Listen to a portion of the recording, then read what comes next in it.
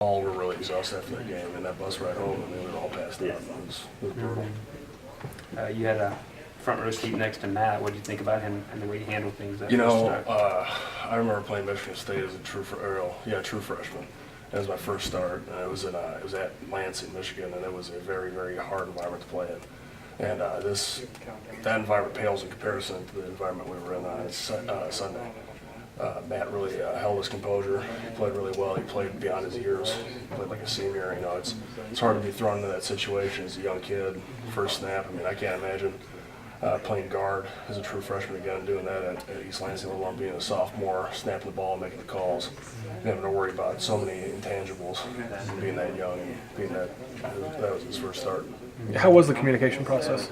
It was great. We were really well communicated. There's a few MAs here and there, but that's expected. I mean, if we played, Georgia Southern, or if we played, Alabama the first game we're going to have those little nuances that are going to kind of hinder you, but it's a learning process. The longer the season goes on, the better that communication is, the better the trust is amongst the linemen. So it's just a process. Matt said you were a big part of that. Well, I don't know what Matt said, but hopefully it was all good. And we really tried to, it was loud. You couldn't even hear yourself think. So I really tried to take heed of the O-line and make sure that I could hear the call from Will and relay it to the O-line and try to make some mic points for him when his head was between his legs.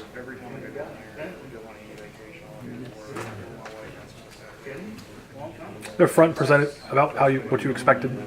It was a little bit different. I was expecting to be blocking Settle. I ended up blocking number 8 all game, so I was kind of harping on his film because he's a bigger guy, heavy guy.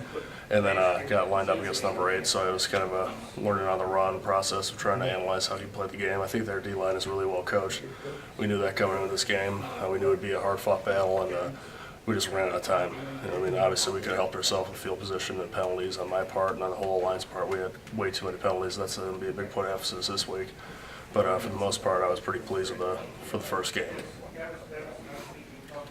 You still find that the line, as well as the positions, are still making the biggest jump between game 1 and 2, or is that just a misnomer? I'm sorry, what? Does the line still make the biggest jump between game 1 and 2, or is that just kind of an old adage that doesn't? No, I 100% agree.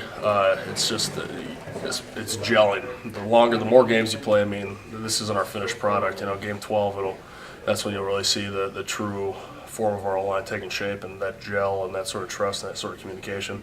I think when we play ECU, we're going to be that much better, and then the following game that much better, and so on and so forth. Cheating